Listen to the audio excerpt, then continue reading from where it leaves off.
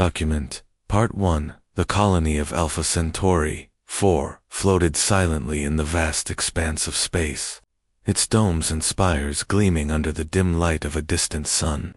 It was a place where humanity had stretched its reach beyond Earth, carving out a new home among the stars. The air inside the station was filled with the hum of machinery and the quiet chatter of people going about their daily lives. For most residents, it was just another ordinary day in a world that felt both familiar and alien at the same time. Captain Ryan Carter stood on the observation deck of the New Horizon, the central hub of the colony.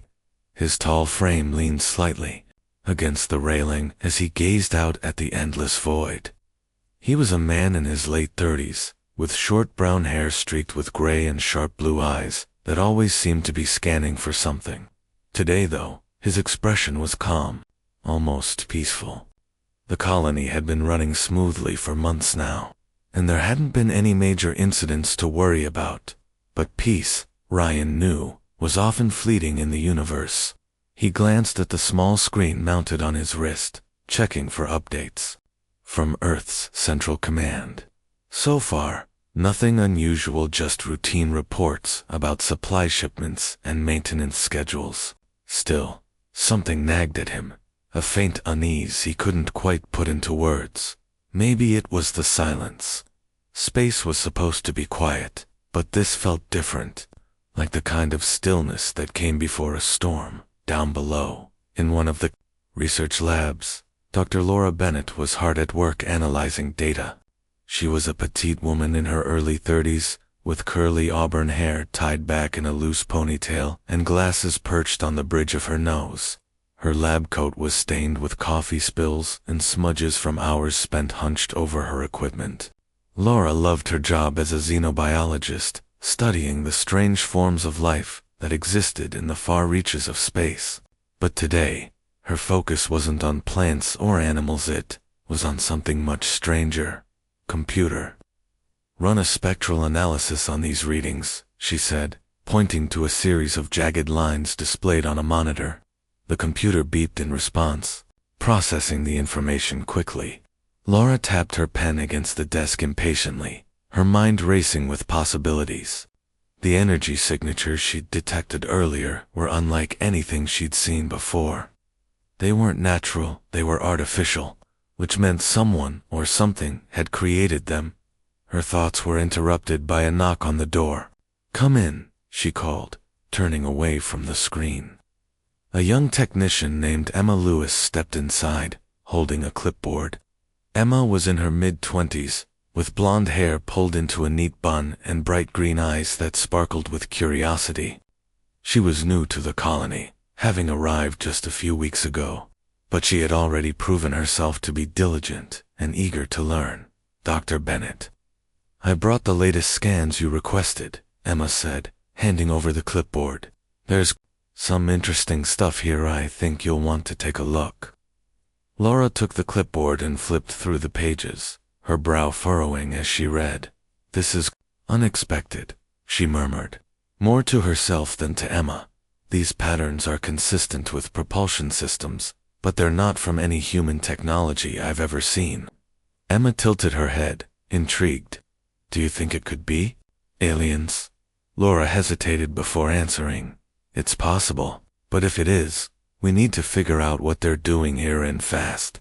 These readings are coming from the asteroid belt just outside our perimeter. If whoever's out there decides to come closer." She didn't finish the sentence, but Emma understood. The colony might be thriving, but it wasn't equipped to handle an invasion. Its defenses were minimal, designed to deter pirates or rogue traders, rather than an advanced extraterrestrial force. Back on the observation deck, Ryan received a message from Earth's Central Command. He frowned as he read the text scrolling across his screen. It was brief, almost cryptic. "Unidentified activity detected near your sector. Proceed with caution." That was all it said. No details, no explanation. Ryan sighed and rubbed his temples. He hated vague warnings like this. They left too much room for interpretation. he decided to pay a visit to Laura's lab. If anyone could shed light on the situation, it was her.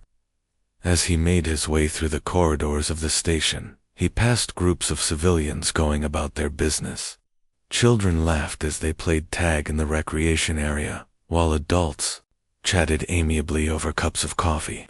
It was a scene of normalcy, completely unaware of the potential danger lurking nearby. When Ryan arrived at the lab, he found Laura deep in conversation with Emma. Both women looked up as he entered, their expressions serious. "Captain," Laura greeted him, gesturing for him to come closer. "I think you should see this."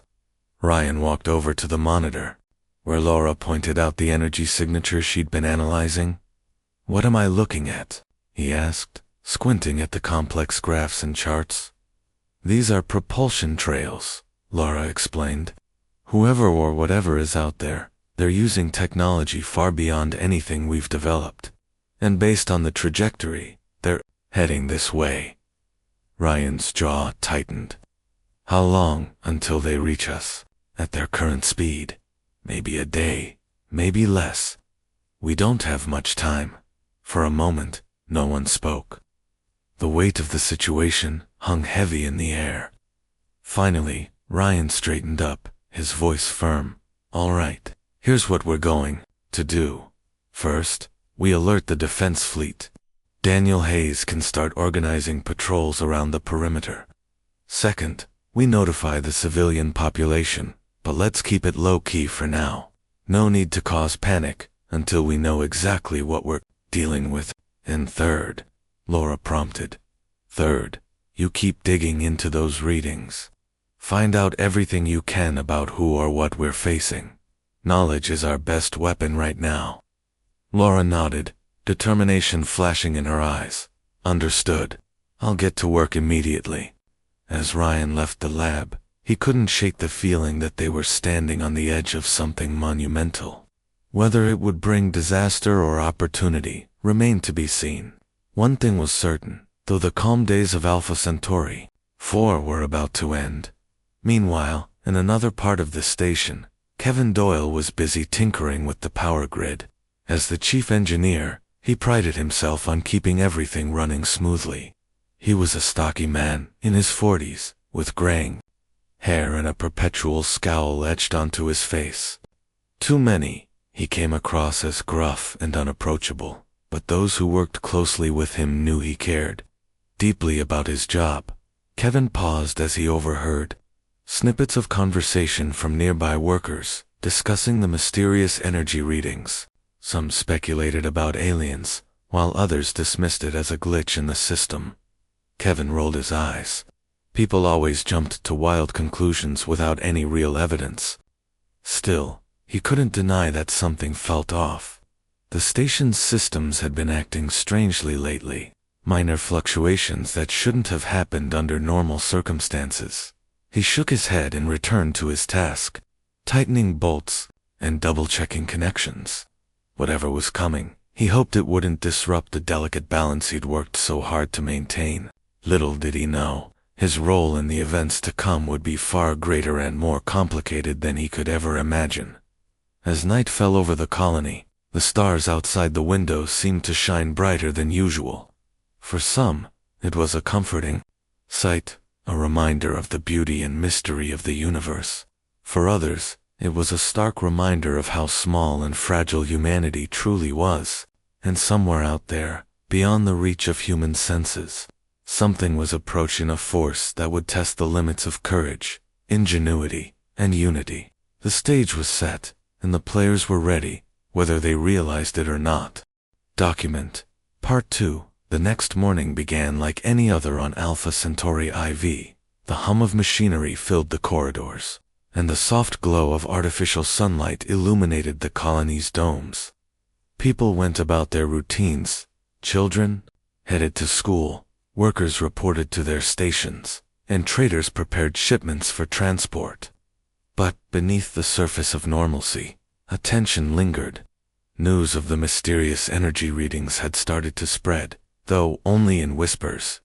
Most residents dismissed it as nothing serious, but a few couldn't shake the feeling that something was wrong. Captain Ryan Carter spent the early hours coordinating with Lieutenant Daniel Hayes, the head of the colony's defense fleet. Daniel was a tall, lean man in his late 20s, with dark hair cropped close to his scalp and sharp features that gave him an air of quiet intensity. He was known for his quick thinking and steady nerves under pressure, qualities that made him invaluable in moments like this. Together, they reviewed the patrol routes and discussed contingency plans. "We'll station 3 ships near the asteroid belt," Daniel said, pointing to a holographic map projected onto the table between them. "If anything comes through, we'll have eyes on it immediately." Ryan nodded, though he still felt uneasy. "Good, and make sure the rest of the fleet is ready to mobilize at a moment's notice. We don't know what we're dealing with here." "Understood," Daniel replied. "But honestly, Captain, do you really think it's aliens? Could just be some rogue miners or scavengers poking around?" Ryan shrugged. "Maybe, but Dr. Bennett seems convinced otherwise, and I trust her judgment. Until we know more, we can't afford to take chances."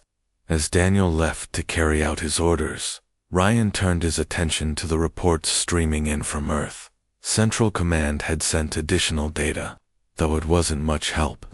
The message reiterated the earlier warning: unidentified activity detected. Proceed with caution. Ryan sighed and leaned back in his chair. It was frustrating not having all the pieces of the puzzle, but he knew panic wouldn't solve anything. For now, preparation was the best course of action. Meanwhile, Laura Bennett and Emma Lewis were hard at work in the lab. Laura had spent most of the night analyzing the energy signatures, poring over every detail until her eyes burned with exhaustion.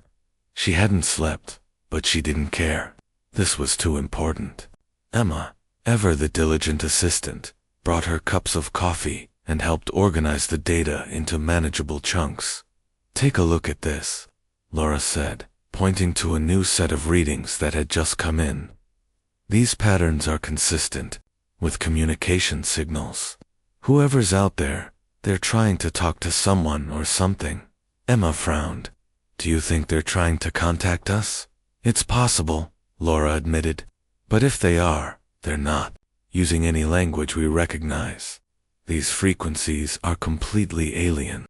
Before they could delve deeper, an alarm blared through the station. Both women froze, their hearts skipping a beat. The sound was unmistakably meant trouble. Laura quickly grabbed her tablet and rushed toward the control room, Emma trailing close behind. By the time they arrived, Ryan and several other officers were already there, staring at the main monitor. On the screen, a group of ships had emerged from hyperspace near the edge of the colony's perimeter. They were sleek and angular, unlike anything human-made, their surfaces shimmering with an otherworldly glow. For a moment, everyone held their breath, unsure of what would happen next. Then one of the ships transmitted a signal. It wasn't in English or any human language, but the tone sounded almost friendly, hesitant even. Ryan exchanged glances with his team before responding. "This is Captain Ryan Carter of the Alpha Centauri for Colony. Identify yourselves." The response came in broken fragments, distorted by static. Words like peace and trade filtered through, though the meaning was unclear. Ryan hesitated, torn between caution and curiosity. Before he could decide how to proceed, disaster struck. Without warning, one of the alien ships fired a beam of energy at a nearby mining outpost. The impact was devastating, reducing the structure to rubble in seconds. Screams echoed through the comms as workers scrambled to escape the destruction. Chaos erupted across the station as alarms wailed and people ran for cover. "What the hell just happened?" Ryan shouted, his voice sharp with anger and disbelief. "They attacked us," someone yelled back. "They didn't even give us a chance to respond." Laura stared at the monitor, her mind racing. "It doesn't make sense," she muttered. "Their initial transmission suggested they wanted to communicate. Why would they suddenly attack?" No one had answers. All they knew was that the colony was under threat, and they needed to act fast. Ryan barked orders into his communicator, rallying the defense fleet. Daniel, get your ships in position. We need to protect the station at all costs. On board the lead patrol vessel, Daniel gripped the controls tightly, his knuckles white. He'd been in tough situations before, but this was different. These weren't pirates or raiders, they were aliens, and no one knew what they were capable of. Still, fear wasn't an option. Not now. All right, everyone, Daniel said, addressing his crew. We've got incoming hostiles. Stay sharp and follow my lead. The alien ships moved with startling speed, weaving through space like predatory birds. Their weapons were advanced, firing bursts of energy that cut through metal like paper. Daniel's ship narrowly avoided a direct hit, the blast sending shockwaves rippling through the hull. His co-pilot, a young woman named Sarah, clenched her teeth as she worked the targeting systems. Got a lock on one of them, Sarah announced. Ready to fire on your mark. Do it, Daniel ordered. The ship's cannons roared to life, unleashing a barrage of missiles. One of the alien vessels exploded in a brilliant flash of light, debris scattering in all directions. Cheers erupted among the crew, but Daniel remained focused. Taking down one ship wasn't enough. They were outnumbered, and the battle was far from over. Back at the station, Ryan struggled to maintain order. Civilians were panicking, flooding the corridors in a desperate attempt to reach safety. Security teams worked tirelessly to guide them to secure areas, but it was clear the situation was spiraling out of control. Kevin Doyle, the chief engineer, hurried through the chaos, his face pale with worry. This is bad, Kevin muttered to himself as he inspected the damage to the station's outer defenses. The alien attack had disabled several key systems, leaving them vulnerable to further assaults. He cursed under his breath and called for reinforcements. Knowing they didn't have much time, in the lab, Laura and Emma watched the battle unfold on a secondary monitor. Neither of them had combat training, but they refused to sit idly by. Laura typed furiously on her keyboard, trying to decode more of the alien transmissions. If she could understand their language, maybe she could find a way to negotiate or at least predict their next move. There's something here, Laura said suddenly, her eyes widening. Listen to this. She played back part of the distorted message, isolating specific tones and rhythms. To Emma's ears, it still sounded like gibberish, but Laura's expression suggested she was onto something. It's not random, Laura explained. There's a pattern, a kind of code. If I can break it, we might be able to figure out why they attacked. Emma nodded, though she wasn't entirely convinced. Even if you crack it, will they listen?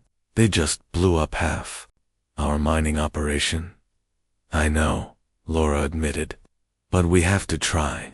Communication is our only hope right now. As the battle raged on, Ryan received an update from Daniel. Captain, we've managed to take out 2 of their ships, but they're pushing hard. We can't hold them off forever. Ryan clenched his fists, frustration boiling inside him. He hated feeling powerless, especially when so many lives depended on his decisions. Keep fighting, he said firmly. We'll find a way to turn this around. Unbeknownst to anyone, Kevin Doyle had begun to form his own plan. He wasn't a fighter, and he certainly wasn't brave, but he believed there was another way to end the conflict. As he repaired a damaged power relay, an idea took root in his mind. What if surrendering was the only option? What if resisting would only lead to more destruction? He shook his head, trying to dismiss the thought. Surrendering went against everything he stood for. But deep down, he couldn't ignore the possibility that it might save lives, including his own. The battle continued to escalate, each side trading blows in a deadly dance of destruction.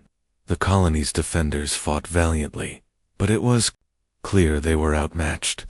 Just when it seemed like all hope was lost, Laura burst into the control room, her face flushed with excitement. Captain, I think I've figured it out, she exclaimed. The aliens there, not interested in war. They're after resources. That's why they attacked the mining outpost. They see us as competition. Ryan frowned. Are you sure? As sure as I can be, Laura replied.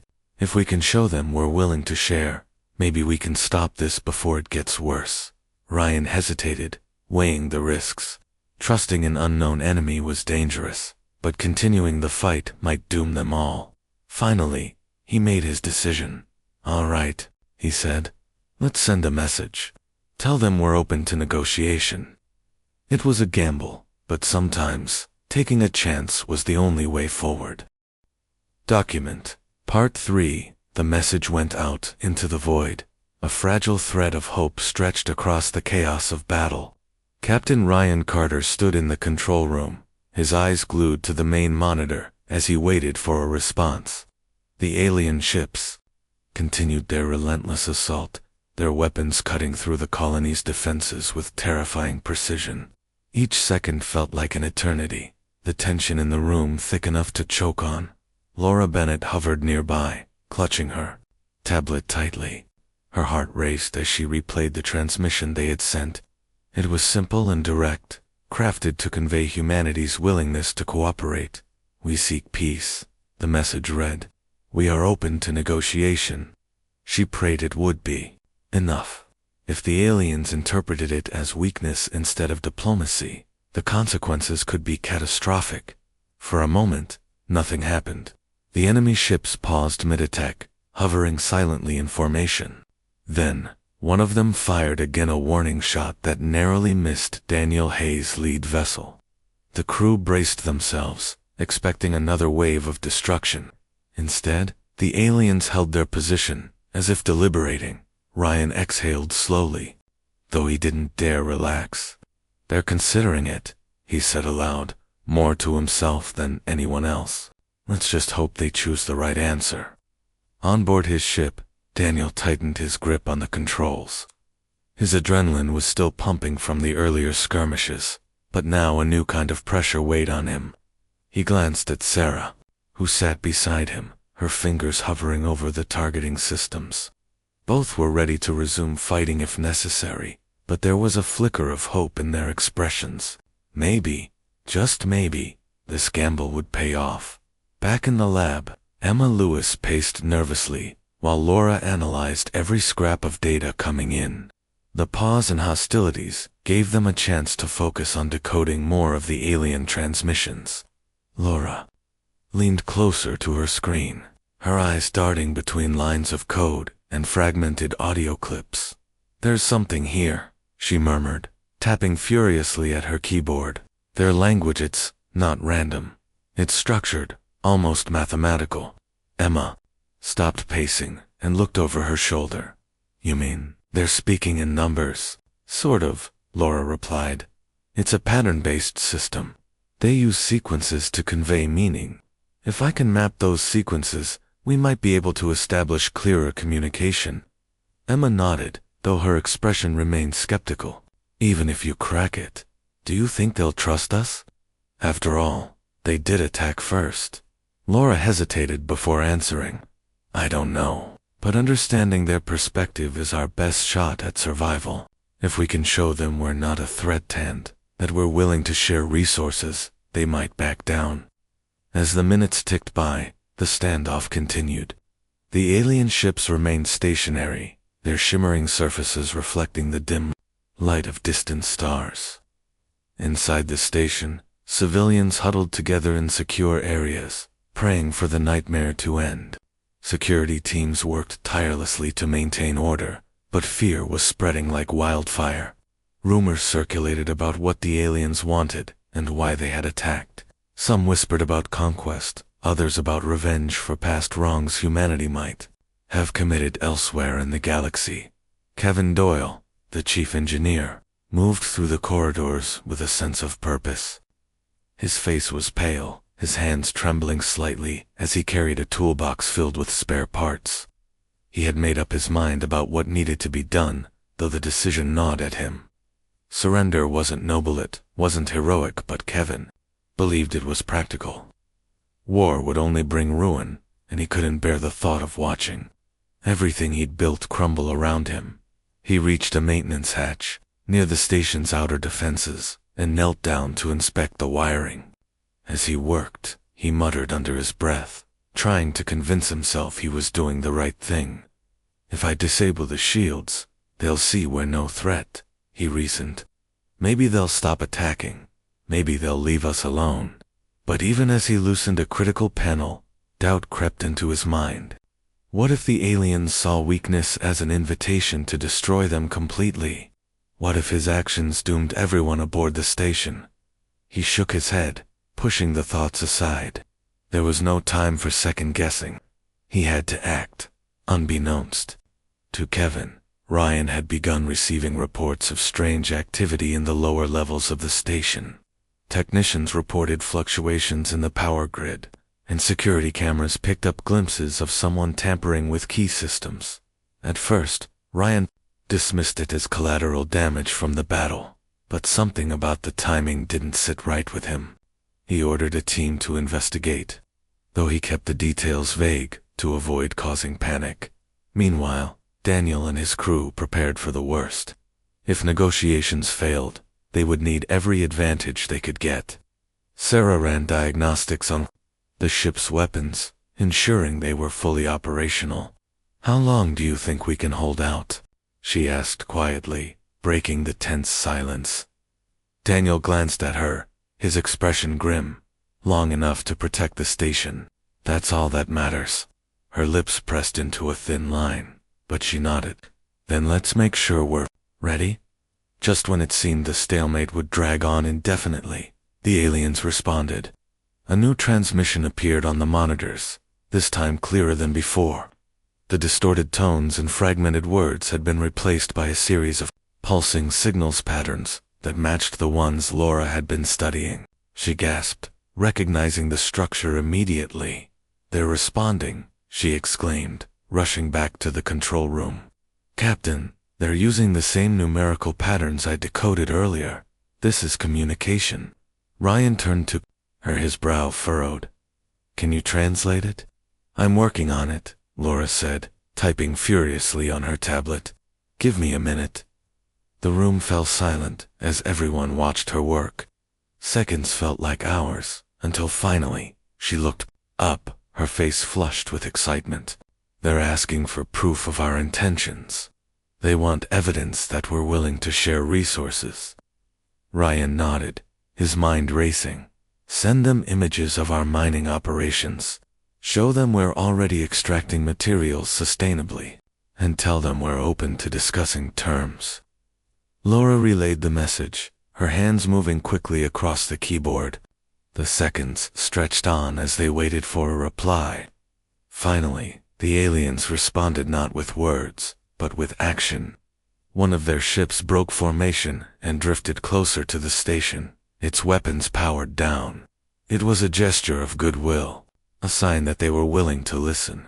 A collective sigh of relief swept through the control room. Ryan allowed himself a brief smile before turning serious again. "All right, people, this isn't over yet. We've bought ourselves some time, but we need to stay vigilant. Whatever happens next, we handle it together." In the lower levels of the station, Kevin froze as he heard the news. His sabotage attempt had been unnecessary. The aliens were negotiating. Guilt washed over him as he realized how close he had come to making a terrible mistake. He quickly reconnected the wires he had loosened and slipped away before anyone noticed what he had been doing. For now, the immediate threat had passed, but the colony was far from safe. The aliens' willingness to negotiate didn't guarantee peace, it only meant they were curious. As the hours wore on, Laura and her team worked tirelessly to decode more of the transmissions, hoping to learn more about their mysterious adversaries. Meanwhile, Ryan coordinated with Daniel and the rest of the defense fleet, preparing for any outcome. The battle may have paused, but the war for survival was far from over. Every decision mattered, every action carried weight, and as the residents of Alpha Centauri 4 clung to hope, they knew one thing for certain: the choices they made in the coming days would shape the future of humanity among the stars. Document Part 4. The fragile truce held, but it was far from stable. The alien ship that had approached the station remained in orbit, its presence both a reassurance and a reminder of the danger that loomed. Captain Ryan Carter paced the control room, his mind racing with possibilities. He knew better than to let his guard down, even for a moment. Trusting an unknown enemy was risky, especially when so many lives depended on his decisions. Laura Bennett sat at her workstation, her eyes fixed on the screen as she decoded more of the alien transmissions. With each passing hour, she uncovered fragments of their language patterns, sequences, and symbols that hinted at a complex society. It wasn't just about resources. Their messages suggested they were testing humanity, gauging whether they were worthy of coexistence or simply another obstacle to be removed. They're not just invaders, Laura said aloud, more to herself than anyone else. They're explorers, too. They're trying to understand us. Emma Lewis, who had been helping organize the data, looked up from her notes. Do you think they'll actually negotiate? Or is this just a trick? I don't know, Laura admitted. But we have to assume the worst while hoping for the best. If we can show them we're intelligent and cooperative, maybe we can avoid further conflict. Her words did little to ease the tension in the room. Everyone understood the stakes. The colony's defenses were weakened, and morale was low. Civilians huddled in secure areas, clinging to whatever scraps of hope they could find. For now, the absence of attacks was a small victory, but no one dared to celebrate prematurely. Ryan turned to Lieutenant Daniel Hayes, who stood nearby reviewing tactical updates. How are your ships holding up? He asked. We're good, for now, Daniel replied, though his tone betrayed his exhaustion. But if they decide to attack again, we won't last long. Their weapons are too advanced. Ryan nodded grimly. Then we need to make sure they don't feel the need to attack. Keep your patrols ready, but focus on protecting the station. We can't afford another hit like the mining outpost. Daniel saluted and left to relay the orders to his crew. As he walked through the corridors, he noticed the weariness etched into the faces of everyone he passed. Fear and uncertainty hung heavy in the air, a constant reminder of how fragile their situation was. Still, there was a glimmer of determination, a shared understanding that giving up wasn't an option. Back in the lab, Laura made a breakthrough. She discovered references to something called the ecliptic core buried deep within the alien transmissions. It was mentioned repeatedly, often alongside terms related to power and control. At first, she thought it might be a weapon or some kind of energy source, but the context suggested it was more than that. Whatever it was, it seemed central to the alien's mission. Captain, Laura said urgently as she entered the control room. I think I've found out why they're here. They're looking for something called the ecliptic core. It's tied to their technology and, possibly, their survival. Ryan frowned. Do you know what it is? Not yet, Laura admitted, but I'm close. If we can figure out where it is or what it does, we might have leverage in negotiations. Ryan considered this for a moment. All right, keep digging, and let me know the second you find anything concrete. As Laura returned to her work, Ryan turned his attention to the evacuation efforts. Non-essential personnel were being moved to safer areas of the station, while civilians prepared for the possibility of leaving altogether. Among those helping coordinate the evacuations was Emma Lewis, whose calm demeanor and steady hands proved invaluable in calming frightened residents. One such resident was a teacher named Anna Miller, who clutched her young son Ethan tightly as they waited in line to board a transport shuttle. Anna's face was pale, her eyes wide with fear, but she forced a smile for her son's sake.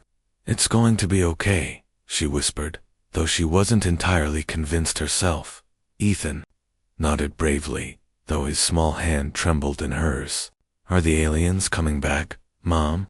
Anna hesitated before answering. I don't know, sweetheart, but we're safe for now. That's all that matters.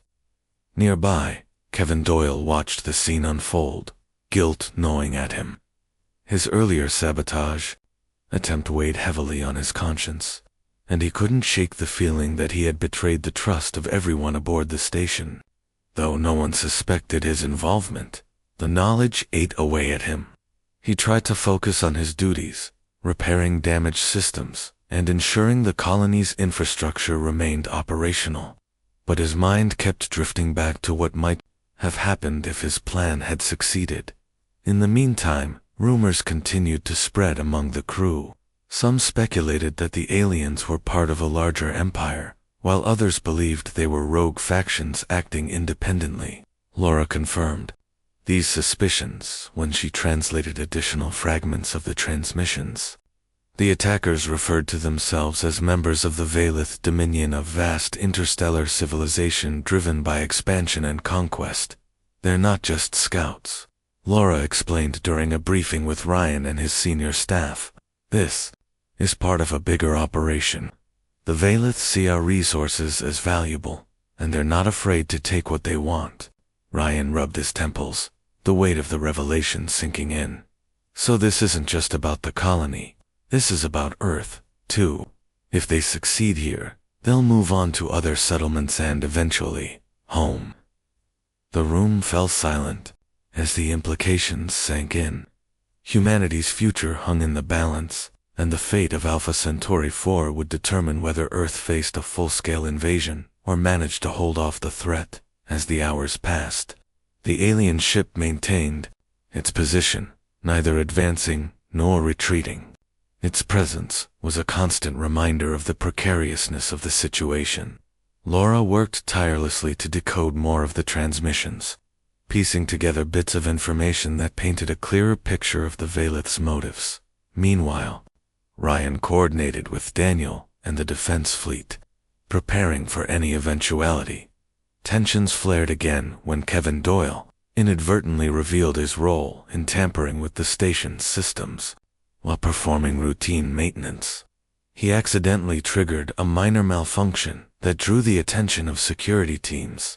When questioned, Kevin confessed his actions, explaining his misguided belief that disabling the shields would demonstrate humanity's willingness to cooperate. You put everyone at risk, Ryan snapped, his voice sharp with anger. What if the aliens had taken advantage of that weakness? What then? Kevin hung his head, shame written across his face.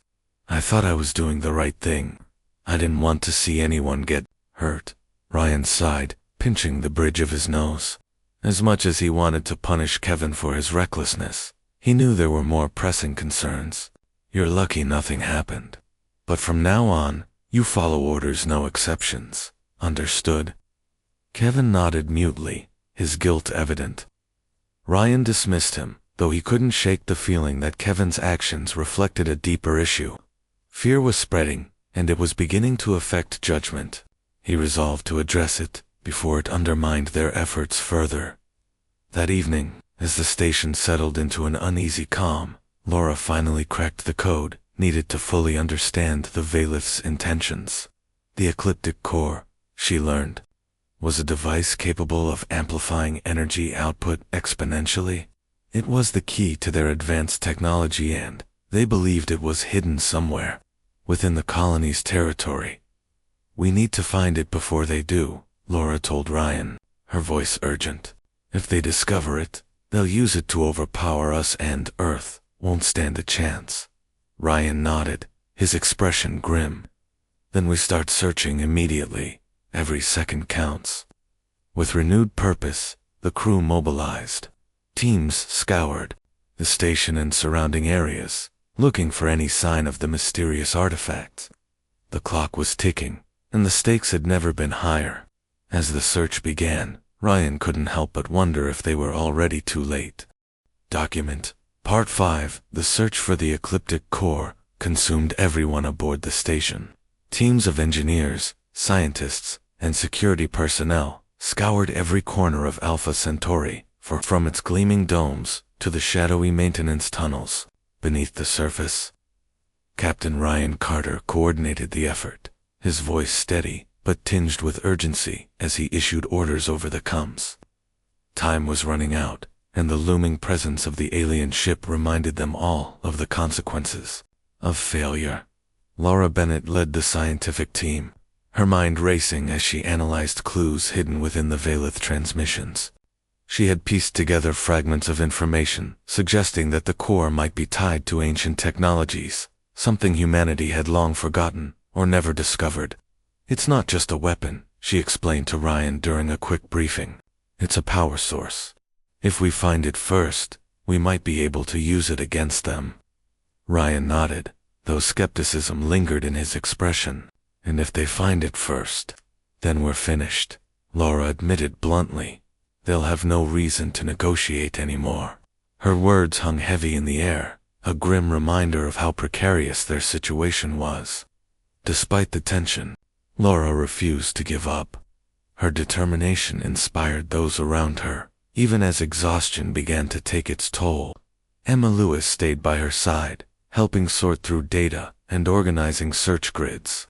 Together, they worked tirelessly, driven by the hope that finding the core could turn the tide in humanity's favor. Meanwhile, Kevin Doyle struggled with the fallout of his confession. Though Ryan had spared him punishment, the weight of his betrayal weighed heavily on him. He avoided eye contact with his colleagues, ashamed of the fear that had driven him to sabotage the station. To make amends, he threw himself into his work, repairing damaged systems and ensuring the colony's infrastructure remained intact. But no matter how hard he tried, he couldn't shake the feeling that he'd already done irreparable harm. "You can't keep blaming yourself forever," Daniel Hayes told him one evening as they worked side by side in the engineering bay. "What's done is done. Focus on fixing things now." Kevin sighed, tightening a bolt with more force than necessary. "I almost got us all killed. How do I fix that?" Daniel paused, considering his words carefully. "By doing what you're doing now. Keep working. Keep helping. That's all any of us can do." Though Daniel's advice offered some comfort, Kevin knew forgiveness wouldn't come easily, not from others, and certainly not from himself. As the hours dragged on, the search teams uncovered traces of something unusual buried deep within the station's archives. The discovery came unexpectedly when a maintenance crew, sent to repair an old storage unit, stumbled upon a sealed compartment marked with strange symbols. The markings resembled those Laura had seen in the alien transmissions, sparking immediate interest. "This could be it," Laura said excitedly as she examined the compartment. "These symbols match the patterns used by the Valith. Whatever's inside might be connected to the core." Ryan ordered a team of engineers to carefully open the compartment, warning them to proceed with caution. Inside, they found a small, metallic object shaped like a sphere. Its surface shimmered faintly, pulsing with an energy that seemed almost alive. Though it wasn't the core itself, Laura believed it was a prototype, a precursor to the technology the Valith were seeking. "It's a weapon," Laura realized after analyzing the device. "Or at least, it has the potential to be one. It uses concentrated bursts of energy to disrupt targets. If we recalibrate it, we might be able to defend ourselves more effectively." Ryan frowned, weighing the risks. "Can it take on the Valith fleet?" "Not alone," Laura admitted, "but combined with our existing defenses, it could give us an edge. We just need time to figure out how to use it properly." Time, however, was a luxury they didn't have. The alien ship had begun moving again, drifting closer to the station, as if probing for weaknesses. Its movements were deliberate, calculated, and unnervingly patient. Ryan suspected they were preparing for another attack or, perhaps, testing humanity's resolve. In response, Daniel increased patrols around the perimeter, positioning his ship strategically to intercept any hostile advances. His crew remained vigilant, their nerves stretched taut as they monitored the alien vessel's every move. Sarah, Daniel's co-pilot, kept a close eye on the targeting systems, ready to fire at a moment's notice. "They're up to something," Sarah muttered, her eyes glued to the monitors. "Why else would they hover like that?" Daniel nodded, His jaw clenched. Whatever it is, we need to be ready. Back at the station, the mood grew increasingly tense. Civilians whispered nervously about the aliens' intentions, while rumors spread about the mysterious artifact found in the archives. Some saw it as a beacon of hope. Others feared it might only provoke further conflict. Anna Miller, still caring for her son Ethan as they awaited evacuation, listened to the chatter with growing unease. "Do you think we'll make it out of here?" Ethan asked softly, clutching her hand tightly. Anna forced a smile, though her heart ached with uncertainty. "We will, sweetheart. Just stay close to me, okay?" Even amid the chaos, moments of resilience shone through. Security teams worked tirelessly to maintain order, guiding frightened residents to safe zones and calming panicked crowds. Engineers patched up damaged systems, ensuring the station remained operational despite the strain. And in the control room, Ryan stood firm, his leadership steadying those around him even as doubt gnawed at his own resolve. But betrayal struck again when Kevin Doyle made a fateful decision. Unable to bear the guilt of his earlier actions, and convinced that surrender was the only way to save lives, he secretly contacted the alien ship. Using a makeshift transmitter cobbled together from spare parts, he sent a message pleading for mercy. "We are not your enemies," he transmitted. "We seek peace. Please, spare us." The transmission went unanswered, leaving Kevin trembling with fear and regret. He hadn't intended to act without consulting Ryan, but desperation had clouded his judgment. When Ryan discovered what Kevin had done, his anger flared once more. "What were you thinking?" Ryan demanded, his voice sharp with disbelief. "You jeopardized everything." "I'm sorry," Kevin stammered, tears welling in his eyes. I thought maybe they'd listen. Maybe they'd see we don't want to fight." Ryan took a deep breath, forcing himself to remain. "Com. Your intentions don't matter right now. What matters is damage control. If they respond to your message, we need to be ready for anything." For better or worse, the aliens did respond, but not in the way Kevin had hoped. Instead of offering reassurance, they dispatched a smaller detachment of ships toward the station. Their movements were cautious, almost exploratory, as if searching for something specific. Ryan immediately ordered Daniel to intercept them, but the lieutenant's forces were outnumbered and outgunned. "We can't hold them off indefinitely," Daniel reported grimly. "They're too fast, and their weapons are too strong." Ryan clenched his fists, frustration boiling inside him. "Then fall back and regroup. Protect the station at all costs." As the battle resumed, Laura and her team raced against time to recalibrate the prototype weapon. They worked feverishly, rerouting power supplies and adjusting targeting parameters. Sweat dripped from their brows as they pushed themselves to the limit, knowing that failure meant disaster. Finally, after hours of relentless effort, they succeeded. The weapon hummed to life, its energy core glowing brightly as it charged. Laura turned to Ryan, her face pale but resolute. "It's ready," she said, "but using it comes with risks. If we miss, we could expose ourselves completely." Ryan hesitated, then nodded firmly. "We don't have a choice. Fire it." With the fate of the colony hanging in the balance, Daniel positioned his ship to deploy the weapon. The crew braced themselves as Sarah locked onto one of the approaching alien vessels. For a brief moment, everything seemed to stand still. Then, with a blinding flash of light, the weapon fired. A massive burst of energy surged forward, striking the lead alien ship and engulfing it in flames. The explosion reverberated through space, sending shockwaves rippling across the battlefield. The remaining ships faltered, their formation breaking. As they retreated hastily, cheers erupted among the defenders, but Ryan remained cautious. "Don't celebrate yet," he warned. "This isn't over. They'll be back." Though the immediate threat had been neutralized, the victory came at a cost. The prototype weapon had drained significant resources, leaving the station vulnerable to future attacks.